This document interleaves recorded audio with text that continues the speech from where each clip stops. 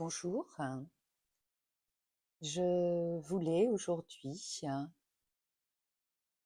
aborder avec vous le sujet de je deviens un étudiant. Qu'est-ce qui change? Je suis Dominique Allard, je suis coach et je vous accompagne dans votre orientation et vos évolutions professionnelles. Alors, déjà, qu'est-ce qu'un étudiant et qu'est-ce qui le différencie d'un élève, d'un collégien? Si on prend ce que dit le dictionnaire, élèves, collégiens, lycéens, vous êtes des apprenants. C'est d'ailleurs le terme qu'on utilise beaucoup maintenant dans l'éducation nationale. L'étudiant vient du latin s'efforcer pour, s'intéresser pour. Ça y est, vous devenez étudiant, vous avez le choix de vos études et de votre orientation. Tant que vous étiez élève, collégien, lycéen, le parcours est un parcours académique qui vous était imposé. On commençait à vous demander de choisir par le biais de vos options, euh, mais souvent, vous prenez des options ou des spécialités sans objectif professionnel, en écoutant vos parents ou en vous disant il faut à tout prix avoir cette option ou cette spécialité. Ok, vous avez fait un choix, vous avez écouté un choix. Maintenant, là, vous êtes devenu acteur de votre vie future et votre vie professionnelle. Donc, prenez le temps de vous connaître et vous pourrez aller sur d'autres présentations que j'ai faites. Parce que se connaître, c'est important pour définir votre vie future et que vous soyez pleinement acteur de votre vie et que vous viviez la vie que vous souhaitez avec un juste équilibre qui est important pour vous maintenant entre la vie privée et la vie perso. Alors souvent, il y a deux choses qui se cumulent. On devient étudiant et on a 18 ans. Et déjà, le fait d'avoir 18 ans, vous avez des droits légaux. Vous avez le droit à un compte bancaire vrai, un vrai compte bancaire, indépendant, signé par vous. Vous pouvez acheter un appartement, ok, il faut avoir le budget. Vous pouvez passer votre permis de conduire. Vous avez, j'allais dire, des signatures juridiques qui sont valables. Vous, quand vous signez, vous vous engagez. Vous avez le droit de vous marier sans accord parental. Vous êtes responsable civilement. Vous êtes totalement responsable de vos faits, actes et gestes. Et vous êtes imposable. Quand vous travaillez, vous pouvez avoir votre propre déclaration d'impôt et vous devez payer vos impôts. Donc ça, c'est l'âge de 18 ans qui fait que vous avez ça, qui arrive. Maintenant, se cumule le statut d'étudiant. Donc ok, le statut d'étudiant, c'est le fait que vous fassiez des études supérieures. D'ailleurs, ces études supérieures vont vous donner une carte d'étudiant. Donc ça correspond bien à un statut. Ok. Vous allez contribuer au CVEC. Le cvec.étudiant.gouv.fr est le site sur lequel vous allez payer votre cotisation qui valide le fait que vous rentriez dans ce monde des étudiants. Cette contribution permet de financer des actions sportives, différentes actions autour des étudiants. Et vous allez avoir votre mutuelle. Vous êtes immatriculé à la sécurité sociale depuis vos 18 ans. Et là, vous pouvez avoir votre propre mutuelle étudiante ou parfois rester sur la mutuelle des parents. Petit bémol, vérifiez bien parce que parfois les mutuelles étudiantes donnent plus de couverture et plus adaptées aux besoins des étudiants. Voilà, tout ça, c'est le statut qui fait que vous êtes étudiant. Ok, vous avez donc le choix de vos études. Est-ce que je vais faire une prépa? Est-ce que je suis compétiteur? Est-ce que je suis bon déjà? Mon bac et mes résultats scolaires me permettent d'accéder à la prépa. Est-ce que je veux accéder à des concours? Donc c'est la prépa. Parfois, certains jeunes, très jeunes, peuvent aller en prépa sans idée de concours, mais pour renforcer leurs compétences, leurs connaissances, et ensuite, j'allais dire, aller vers un cursus qui leur correspondra mieux. Est-ce que vous voulez aller en fac? Alors là aussi, fac ou privé? Et écoutez, ça dépend de vous. Est-ce que vous êtes organisé? Est-ce que vous êtes structuré? Est-ce que vous pouvez étudier de façon indépendante sans être coaché, managé, vous challenger par rapport à des notes? Tout ça, c'est la fac. Le privé, vous allez rester sur un système qui va être proche du système scolaire. Vous allez être encadré et vous allez être, j'allais dire, vous allez pouvoir vous évaluer par rapport à des notes qui arriveront au fil de l'eau. Donc là, c'est un choix important par rapport à qui vous êtes et ce que vous êtes à même d'assurer par vous-même. Dans le choix de vos études aussi, il y a la notion d'alternance et de stage.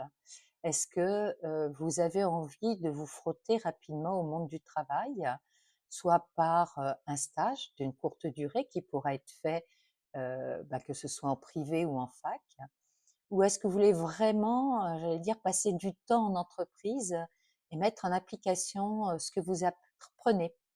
Là, en l'occurrence, ce sera dans le domaine du privé. Il n'y a pas d'alternance en faculté. Ok, donc c'est vraiment des vecteurs importants dans vos choix de type d'études.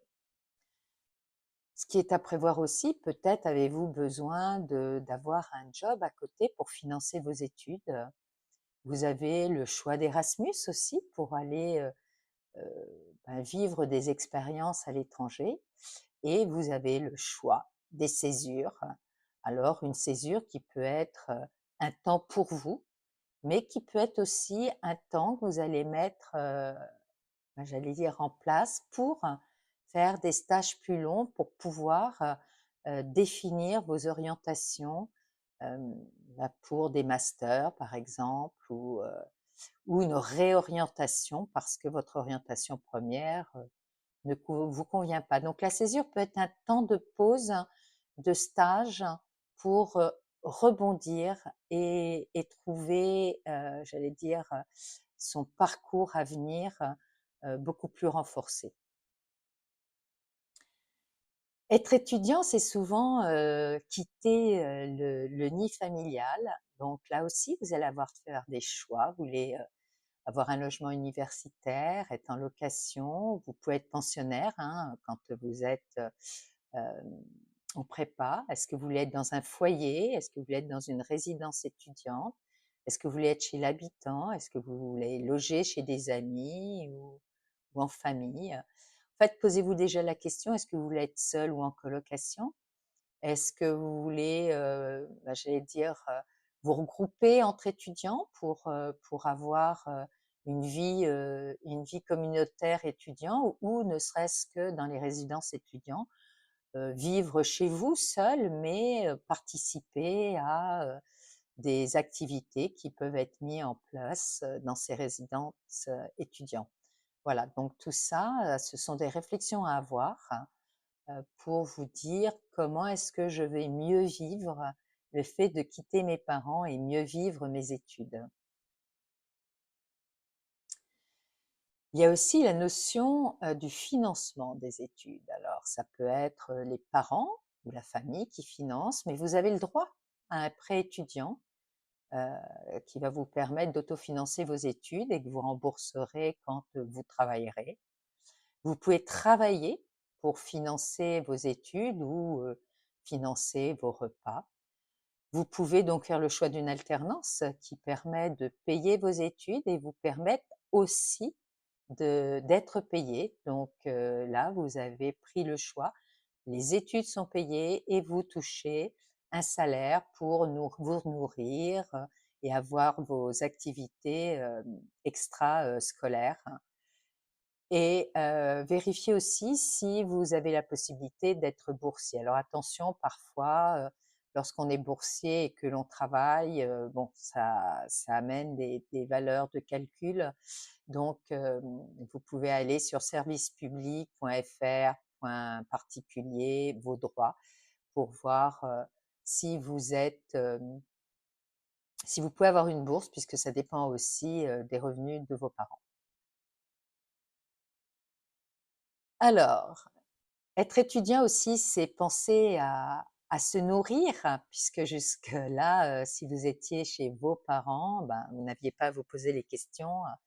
Vous arriviez, le linge était lavé et le repas était prêt. Il est important de bien vous nourrir quand vous êtes étudiant, donc c'est votre source d'énergie pour vos études. Donc il y a tout ce qui est restaurant universitaire par le biais du Crous. Vous pouvez vous faire livrer, attention, au bout d'un moment, c'est un budget. Donc, pensez à noter combien ça vous coûte, pensez à gérer vos comptes. Et puis, ben, vous allez apprendre à cuisiner. Donc, il y a des tutos, il y a des livres qui ont été faits maintenant pour les étudiants avec des façons de cuisiner rapides, peu chères, pour vous donner, j'allais dire, toute l'énergie nécessaire pour vos études sur un petit budget. Donc regardez tout ça parce que se nourrir est hyper important pour durer dans le temps, dans vos études. Prendre soin de soi, c'est la nourriture, mais c'est aussi faire du sport, hein. Donc par le biais de votre établissement ou par rapport à un choix de salle ou par rapport à des activités.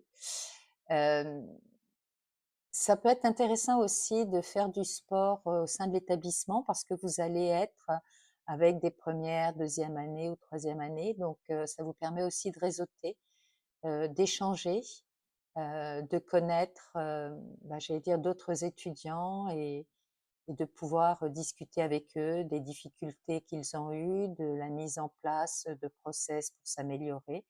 Donc, faire du sport, c'est aussi s'enrichir par rapport aux autres et avoir un lien et grandir aussi dans ses études. Donc, je vous ai dit de se nourrir correctement. Il est très important d'avoir un rythme équilibré entre vos études et votre vie personnelle pour pouvoir durer dans le temps. Voilà quelques conseils pour profiter de vos études. Je reste en tout cas à votre écoute et si vous avez des questions, bien, vous pouvez me les poser via ben, le chat, via cette vidéo que vous avez vue. Je vous souhaite en tout cas une très belle préparation pour vos études et profitez à fond de ce moment important de votre vie. C'est un moment magique de pouvoir étudier et de préparer son avenir. Je vous souhaite un très beau cursus étudiant.